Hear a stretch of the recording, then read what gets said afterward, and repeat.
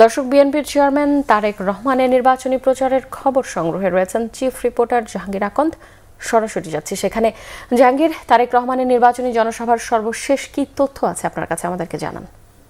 কনক, তারেক রহমান আজ সকালে চট্টগ্রামের পোলো গ্রাউন্ড থেকে যে জনসভা শুরু করেছিলেন, নির্বাচনী জনসভা, সেটি কাঁচপুরের মধ্য দিয়ে শেষ হবে। তিনি কিছুক্ষণ আগে দাউদকান্দি কাঁচপুরের উদ্দেশ্যে রওনা দিয়েছেন। আর কিছুক্ষণের মধ্যেই তিনি কাঁচপুরের বালুর মাঠে যে জনসভাটি নির্বাচনী, সেই নির্বাচনী জনসভায় এসে হাজির হবেন। আপনারা দেখতে পাচ্ছেন যে এখন রাত 1:15 বাজে, কিন্তু মানুষের মধ্যে বিন্দুমাত্র কোনো ক্লান্তি নেই। তারা রাতের ঘুমকে আপনার বাদ দিয়ে এই তারেক রহমানের বক্তব্য শোনার জন্য কাঁচপুরের বালুর মাঠে এসে হাজির হয়েছেন। নারায়ণগঞ্জের বিভিন্ন প্রান্ত থেকে নেতাকর্মীরা এসেছেন, সাধারণ মানুষ এসেছেন তারেক রহমানকে এক নজর দেখতে এবং তার কথা শুনতে। তিনি যেই পরিকল্পনা দিচ্ছেন আগামী দিনের বাংলাদেশ গড়ার এবং জাতীয় সংসদ নির্বাচনে কিভাবে বিএনপি নেতাকর্মীরা কাজ করবে, তারও একটি নির্দেশনা তাদেরকে দেওয়া হবে, সেই অপেক্ষায় তারা আছেন।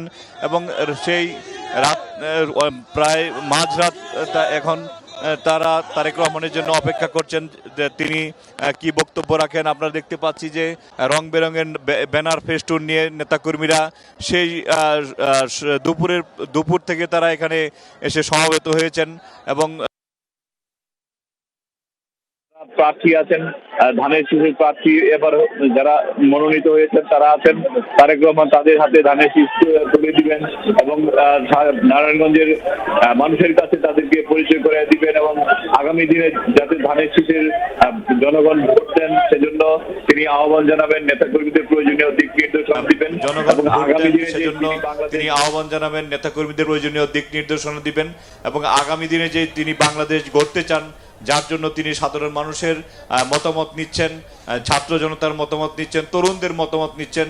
সবার মতামতের ভিত্তিতে মানুষ একটি সবার জন্য সুখী সমৃদ্ধ আধুনিক বাংলাদেশ গড়ে তুলতে চান, তারও পরিকল্পনা তিনি কিন্তু আমরা দেখেছি চট্টগ্রামের পোলো গ্রাউন্ড থেকে শুরু করে যে 6টি জনসভা হয়েছে, প্রত্যেকটিতে তিনি তার গুরুত্বপূর্ণ বক্তব্য উপস্থাপন করেছেন। কিভাবে তিনি দেশকে এগিয়ে নিতে চান, তার কি পরিকল্পনা, জনগণ কি চান, সবকিছু মিলেই তিনি দেশটাকে এগিয়ে নিতে চান।